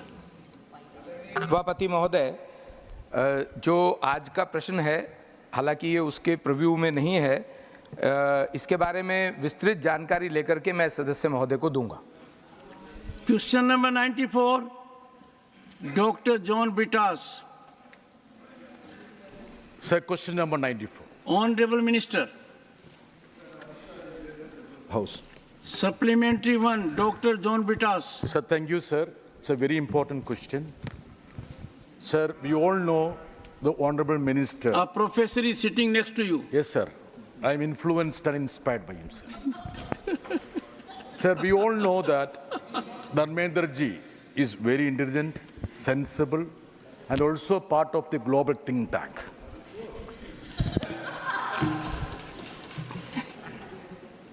Sir, but I don't know why he is so evasive towards my question. Sir, my question has been very simple. UGC Would you ask supplementary? Sir, just to formulate it, sir. No, please ask supplementary. It's of interest to you also. Sir, UGC has started Professor of Practice. Honorable member. My question was that there should be social inclusivity, social orientation for the academics. Is it a fact that when you are reserving 10% of the academic posts for POP, that professors of practice, will you not bring in the content of reservation for SC, ST and OBC? Dr. John Bitas. That's a question. Yes. That's a question. Good. Honorable Minister, he paid a compliment, then partly withdrew it. Now see that it is restored. Sir, ये प्रजातंत्र है, opposition की कुछ अधिकार है, स्वाभाविक सारे विषय में वो सहमत नहीं होंगे, उनकी विषय रखने का एक तरीका भी रहता है, हमें कोई आपत्ति नहीं, सदस्य विरोधी पक्ष की किसी भी तरीके से रखे, हमें पार्लियामेंट्री प्रैक्टिस में हम उत्तर देना चाहते हैं। अध्यक्ष जी, professor of practice national education policy की एक प्रमुख रिकमेंडेशन है। सर, हमारे देश में आज की समय में जो हम एकत्रित हुए हैं, सभी के अंदर एक सहमति बनी है कि हमारे देश में धीरे धीरे डिग्री के साथ साथ कॉम्पिटेंसी को भी महत्व देना पड़ेगा। प्रधानमंत्री नरेंद्र मोदी ये कहते हैं, हमारे लिए डिग्री जितनी महत्वपूर्ण है, कॉम्पिटेंसी भी उतनी महत्वपूर्ण है। शिक्षा को एम्प्लॉयबिलिटी की ओर ले जाना, एंटरप्रेन्योरशिप की ओर ले जाना, इसीलिए हमारे देश में इंडस्ट्री और एकेडेमिया की एक अच्छा संबंध और अच्छा नेटवर्क बने, ये उसकी एक मूल फाउंडेशनल चीज है। प्रोफेसर ऑफ प्रैक्टिस कोई स्थायी पोस्ट नहीं है, एक टेन्योर बेस्ड पोस्ट है, कोई 10% रिजर्वेशन नहीं है, नीड बेस्ड। कोई व्यक्ति जैसे जॉन बिटा साहब मास कम्युनिकेशन की एक अथॉरिटी है, उनकी एक विद्वता है, हाउस में यहाँ पहुंचे, यहाँ भी एक बात रखने का उन्होंने तरीका बनाया, सब उसमें प्रभावित होते हैं। क्या वो चाहेंगे केरला की कोई यूनिवर्सिटी या देश की कोई यूनिवर्सिटी में उनको उस यूनिवर्सिटी चाहेगा कि जॉन बिटा साहब यहाँ आए, क्रेडिट रेटिंग सिस्टम पे 6 क्रेडिट पॉइंट की वो साल में 3 महीना पढ़ा के जाए? क्या सर उन विद्यार्थियों को जॉन बिटा साहब की विद्वता और उनकी अनुभव का फायदा देना चाहिए कि नहीं देना चाहिए? यह प्रोफेसर ऑफ प्रैक्टिस की मूल अवधारणा है। उसमें कोई परमानेंट पोस्टिंग नहीं है, टेन्योर बेस्ड है और इंडिया मूल तो, और बाकी रहा उन्होंने जो अनुभव आया पिछले दिनों में, प्रोफेसर ऑफ प्रैक्टिस किन किन लोगों को नियुक्ति किया गया है। सर, मेरे पास एक जानकारी है, उड़ीसा की एक यूनिवर्सिटी में ने 10 ट्राइबल लोगों को जो अनुभवी है, 15-15, 20-20, 25-25 साल के जिनकी सामाजिक जीवन है, ये सारे ट्राइबल लोगों को उन्होंने प्रोफेसर ऑफ प्रैक्टिस का नियुक्ति दिया है।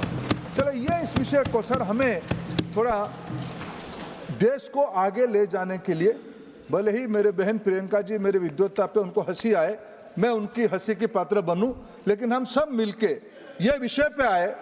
प्रियंका जी, आप सब गृह ने रिकॉर्ड भी किया है, मैं आपकी हंसी की पात्र बनूं, लेकिन इस देश में कॉन्सेंसस बनानी पड़ेगी गुणवत्ता की ओर। ये सारे हाउस के लोग, क्या अगर ये आपका यूनिवर्सिटी में आपके कॉलेज में जाके पब्लिक पॉलिसी की पढ़ाई आप आपके कॉलेज में करोगे, मेरे मित्र, सस्मित पात्रा आजकल सर मेरा नमस्कार भी नहीं लेते हैं, आपके हस्तक्षेप में चाहूंगा। ये एक प्रोफेसर है, मैं उनको बार बार समझाता हूं। आपने मौसम बदल दिया। सर मैं उनको बार बार अनुरोध करता हूं अध्यक्ष जी कि जाके पढ़ाएं इस राज्यसभा की विद्वता को उस कोई भी यूनिवर्सिटी में। सर उनकी पार्टी के सदस्य सुजीत कुमार जाके पढ़ाते हैं, वो प्रोफेसर ऑफ प्रैक्टिस है। बाकी रिजर्वेशन की बात जॉन बिटा साहब ने कहा, कई बार अखबार में हम पढ़ते हैं, इंडियन एक्सप्रेस में पढ़ते हैं, सीपीएम की पॉलिटी ब्यूरो में भी रिजर्वेशन नहीं है। जॉन बिटा साहब सारे चीजों में देखते नहीं दिखते हैं। Second supplementary, doctor John Brittas made some political statement, but I don't know, because since he is a very honorable, I urge you to ask supplementary. No, sir, he made a political statement. Go ahead.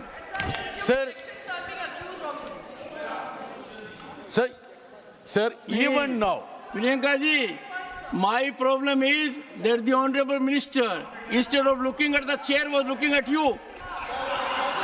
I am the person who should be taking exception. Nothing is going on record. John Bitas, please. Sir, your supplementary. Your supplementary. Priyanka ji is coming. Your supplementary. Priyanka ji is coming in between Honorable Minister and myself. That's very unfortunate. Sir, my second supplementary. Honorable Minister should understand, even as per the scheme of UGC, there is a provision for bringing expertise to the campus. There are visiting faculty. You can bring the experts for lectures. Even earlier, UGC used to fund such thing. So there is no, I would say, कमी नहीं है उसके लिए. Now the point is that, sir, almost 26% of the academic posts are vacant now, and 46% of other posts are vacant now.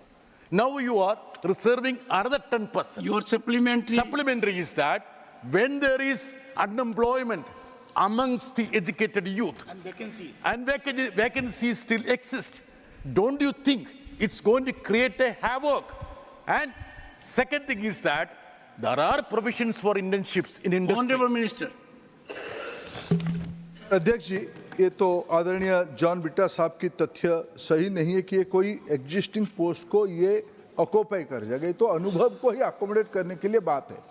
बाकी रहा vacancy भरने की बात, ये एक सेपरेट प्रश्न है, लेकिन आपकी अनुमति में एक शब्द में कहना चाहूँगा, ये कंटिन्यूस प्रोसेस है। इन दिनों में भारत सरकार ने लगभग शिक्षा विभाग में लगभग 40,000 रिक्त पदों में नियुक्ति दिया है इन दिनों में, पिछले 4-5 सालों में। बाकी रहा अनुभवी लोगों को लेके आना आईआईटीज में, हायर रिसर्च इंस्टीट्यूशन में देश में परंपरा रही है। इसको और व्यापक करने के लिए ये प्रोफेसर प्रैक्टिस एक विनम्र प्रयास है। One second. No. Supplementary number 3. Shri Sanjeev Arora, not present. Supplementary number 4.